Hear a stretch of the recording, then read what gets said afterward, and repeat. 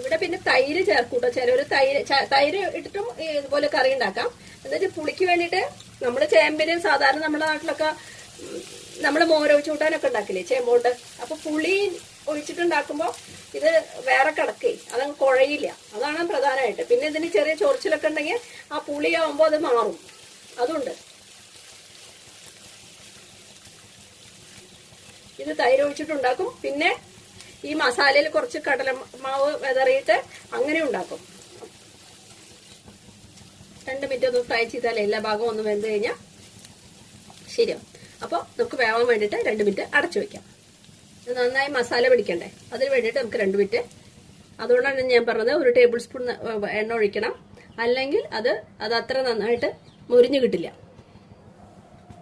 അപ്പോൾ ഇതൊരു 5 മിനിറ്റ് അടച്ചിരിക്കട്ടെ. ഇടയിലൊന്ന് ഇളക്കിക്കോളൂ. അപ്പൊ നമുക്ക് തുറന്നു നോക്കാം.